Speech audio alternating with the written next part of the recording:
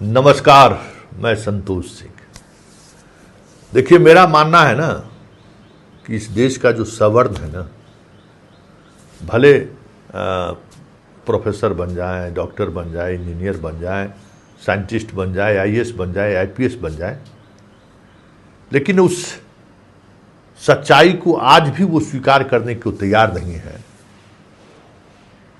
जिस सच्चाई को स्वीकार नहीं करने की वजह से सवर्णों को खासा नुकसान हो रहा है।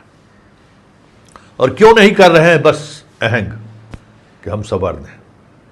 और ये जो अहंकार है ना, ये अहंकार सवर्णों को रोजाना डुबोए जा रहा है, डुबोए जा रहा है। कहीं किसी देश या दुनिया में देखे हैं कि हम अपनी लड़ाई लड़ेंगे ना जी, कि दूसरे की लड़ाई, दूसरा को ये चीज क्यों मिला है उसकी लड़ाई हम लड़ेंगे। हम आज़ादी की लड़ाई लड़े थे ना, अपनी आज़ादी का ना, कि नेहरू जी की आज़ादी की लड़ाई हम लोग लड़े थे। हम अपनी लड़ाई के लिए, आज़ादी के लिए लड़ाई लड़े। तो आज जंतर मंतर पर जो कुछ भी हो रहा है, किसकी लड़ाई लड़ रहे हैं? किसके लिए लड़ाई लड़ रहे हैं? चले थे यूजीसी को लेकर, अब चले आए आरक्षण पर। 10% आरक्षण आपको मिला ना आर्थिक आधार पर। वो 10% जो आरक्षण आपको मिला है, कभी उसका मूल्यांकन किए हैं कि कई राज्य जो है इसका अनुपालन नहीं कर रहा है? उसमें बिहार भी एक है। कभी गौर किए हैं? उसको लेकर हम लड़ाई लड़े, कभी आपके पास वक्त रहा है? यहाँ तो बस सेना बना लेना है, थार गाड़ी ले लेना है, मुरेठा बांध लेना है, टीका लगा लेना है, हाथ में काला सोना पहन लेना है।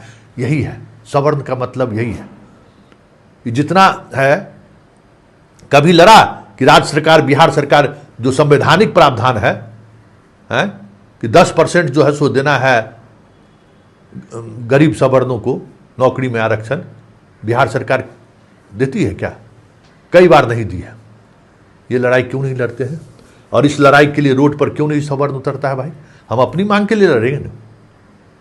SC/ST एक्ट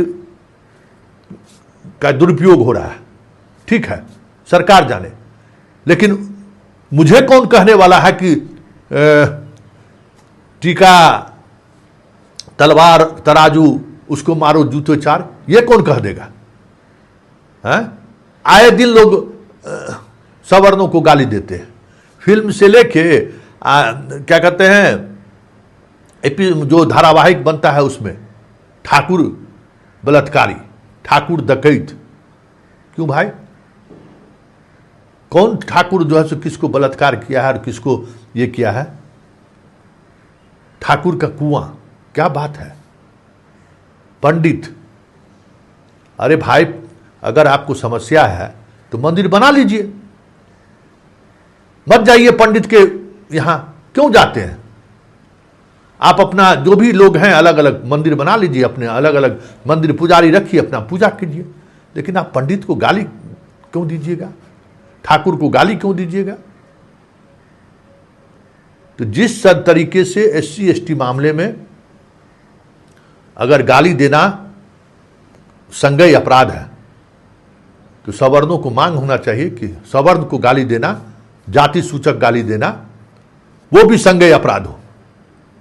हम लड़ाई ये लड़ेंगे ना, कि हम ये लड़ाई लड़ेंगे कि जो SC/ST को दिया गया है उसका दुरुपयोग हो रहा है। दुरुपयोग हो या सदुपयोग हो, उससे हमारी बहस कहाँ है? हमारी बहस है कि हमें भी गाली नहीं दे पड़नी चाहिए। हमें कोई गाली नहीं दे, चाहे वो भीमसेना हो, चाहे मायावती हो, चाहे लालू यादव हो, कोई भी हो। सामाजिक न्याय की लड़ाई के नाम पर सवर्णों को जिस तरीके से खुल्लम खुल्ला गाली दी गई, वो भी उतना ही बड़ा अपराध होना चाहिए जितना अपराध SC/ST के मामले में है। हमें लड़ाई वो लड़नी चाहिए। अब तो सरकारी नौकरी में हमने अपने आबादी के अनुसार गरीबों को हमने दे दिया है, सरकार ने दे दिया है, वो 100% लागू हो, 100% लागू हो। इस सिस्टम में सवर्णों का प्रतिनिधित्व अभी भी सेक्रेटरी लेवल के अधिकारियों में बहुत ज़्यादा है। क्या कहते हैं, प्रोफेसर के लेवल पर बहुत ज़्यादा है। क्या उसके स्क्रीनिंग में सिर्फ सवर्ण ही रहता है क्या? यूपीएससी में सब सवर्ण ही बैठा हुआ है क्या? 94 से तो लगातार मंडल कमीशन लागू हुआ, तब से तो आ ही रहे हैं लोग। 22 साल हो गया ना जी। 22 साल में क्या कौन सा ऐसा बिहार के तमाम सेक्रेटरी के पद पर देख लीजिए कि कौन लोग हैं, गिन लीजिए। तो और बिहार में 30 वर्षों से शासन में कौन है? केंद्र में 12 वर्ष से शासन में कौन है? किससे आप सवाल कर रहे हैं? किससे सवाल कर रहे हैं? क्या इस देश का प्रधानमंत्री सवर्ण है? क्या बिहार का मुख्यमंत्री सवर्ण है? सवाल आप अपने मुख्यमंत्री से करिए ना, अपने प्रधानमंत्री से करिए ना, कि आप सवर्ण से करिएगा। क्यों सेक्रेटरी नहीं बना? हर 99% जगहों पर सेक्रेटरी सवर्ण क्यों है? आप प्रधानमंत्री मोदी से सवाल कीजिए। बिहार के मुख्यमंत्री नीतीश कुमार जब थे तो अधिकांश जगहों पर सवर्ण ही क्यों थे? जरा उनसे पूछिए। बिहार के इतिहास में पहली बार ऐसा हुआ है कि चीफ सेक्रेटरी और डीजीपी दोनों भूमिहार हुए। किसने बनाया? श्री बाबू ने बनाया, नीतीश कुमार ने बनाया। तो क्यों बनाया? सवाल आप अपने नेताओं से करिए, सवर्णों से सवाल क्यों? और अगर ये सवाल अगर सवर्ण उठाना शुरू कर दे तो ये जो पिछड़ों की जो राजनीति है ना, उसकी राजनीति की चूल्हे हिल जाएंगे। लेकिन हमने कहा ना कि हम अहंकार में हैं, अभी भी कि हम सवर्ण हैं। हम अभी भी उस सच को स्वीकार करने को तैयार नहीं हैं कि हमारे साथ अगर सरकार अनजस्टिस कर रही है, समाज का वो वर्ग अनजस्टिस कर रहा है, तो हम कानून के सहारे, संविधान संशोधन के सहारे उससे लड़े सो नहीं। हम डंडा उठा लेंगे, भाला उठा लेंगे, तलवार उठा लेंगे, बंदूक उठा लेंगे, अरे हम फरिया लेंगे अपने। अरे गधे वाले भाई, गधे सब गए ना फरियाने के लिए सिवान में, क्या हुआ? निकाल लो संतोष सिंह को। तो ये लड़ाई जिस तरीके से सवर्ण लड़ रहा है, उसमें इसी तरीके से जेल जाइएगा, कोई नहीं बचा सकता। लड़ते लड़ते खत्म हो जाइएगा, कोई नहीं बचा सकता। जब प्रधानमंत्री नहीं बनेंगे, मुख्यमंत्री नहीं बनेंगे, तो हम अपना राइट मांगेंगे ना जी। आज जंतर मंतर पर लोग ये इस बात के लिए को लेकर जुटे रहते कि जिस तरीके से SC ST को गाली देने पर संज्ञेय अपराध होता है, उसी तरीके से सवर्ण को कोई गाली दे तो संज्ञेय अपराध पर FIR दर्ज होगा। नरेंद्र मोदी और उसकी पूरी पार्टी संघ जो है ना, घुटने के बल रेंगते हुए जंतर मंतर पहुंच जाता है कि हाँ भाई ठीक है, हम देने को तैयार है। आप मांग करते कि भाई जो 10% आर्थिक आधार पर जो रिजर्वेशन दिया गया है, कई राज्य इसका अनुपालन नहीं कर रहा है और कोर्ट में भी जो है सो मामला लंबित रहता है। आप कहते कि ये जहां जिस राज्यों ने ऐसा किया है उसको पूरा बैकलॉग लेके एक वैकेंसी निकालने के लिए कहिए। बिहार में हजारों गरीब सवर्ण को नौकरी मिल जाएगा। अरे हम अपनी लड़ाई लड़ेंगे ना जी, हम अपनी लड़ाई लड़ेंगे ना, और हम अपनी लड़ाई लड़ेंगे कानून से, संविधान से, ये सेना से के बदौलत नहीं। सेना के बदौलत हम अपनी लड़ाई नहीं जीत सकते। जीत लेंगे बम बारूद फोड़ के, लेकिन उस पीढ़ी को बर्बाद होने से कोई नहीं रोक सकता है। तो क्यों हम बर्बाद होंगे भाई?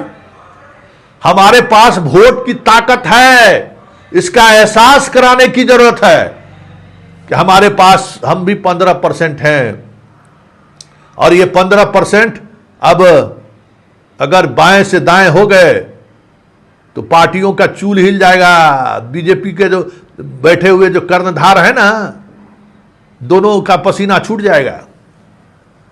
तो हमारी लड़ाई ये होनी चाहिए। और हम लड़ते क्या है?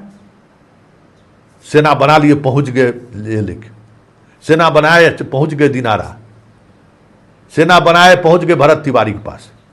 क्या सेना की वजह से भरत तिवारी को न्याय मिला है? क्या सेना की वजह से? इस भ्रम में मत रहिए। भरत तिवारी को न्याय मिलता हुआ दिख रहा है इसलिए कि लोगों को लगने लगा कि ये वोट का ताकत है। कहाँ पंडित जी सब जाकर वहां गुंडे किया? कोई गुंडे किया? कोर्ट में लड़ रहा है। इंस्टीट्यूशन में बैठे हुए जितने पंडित हैं सब भरत तिवारी के साथ खड़े हो गए। मनोज तिवारी से लेकर सारे तिवारी लोग जो है सो बयान देने शुरू कर दिए। जरा सोचो ना कि संतोष सिंह को लेकर काहे क्यों नहीं वो राजपूत विधायक और सांसद कुछ बोल रहा है, क्योंकि वो गलत है। दिनारा वाले मामले में काहे ने कोई भूमिहार मंत्री शांति बोला, तोरा सेना बनाने से और बैठकी करने से हो जाएगा। सेना और बैठकी करते रह जाओ, कुछ नहीं कर पाओगे, कुछ नहीं कर पाओगे।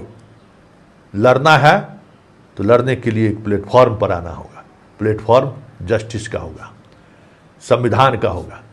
सिर्फ SC ST को ही यह अधिकार नहीं है कि उसको कोई गाली देगा तो संज्ञेय अपराध होगा। सवर्ण को भी अगर आप गाली दीजिएगा तो आप पर भी वही केस होगा जो SC ST पर केस होता है। देखिए ना, पूरा देश का सामाजिक संरचना बदल जाएगा, ठीक है ना। क्योंकि अब सिस्टम में आप एक बात समझिए, नहीं समझ पा रहे हैं अभी भी, सिस्टम में आप कहीं नहीं हैं, ठीक है ना। तो जब सिस्टम में आप कहीं नहीं हैं तब आपको न्याय इन्हीं तरीके के संवैधानिक प्रावधान से मिल सकता है। जिसकी लड़ाई आज आप नहीं लड़ रहे हैं तो आने वाले समय में कुछ सुनने वाला भी नहीं मिलेगा। आप इस 15% की ताकत को समझिए, और ये ताकत जो है ना आपको बहुत कुछ दे सकता है, लेकिन बंदूक और राइफल और मोच प्रताव और टीका और मुरेठा इससे कुछ मिलने वाला, घंटा मिलने वाला नहीं है। सो कह देते हैं।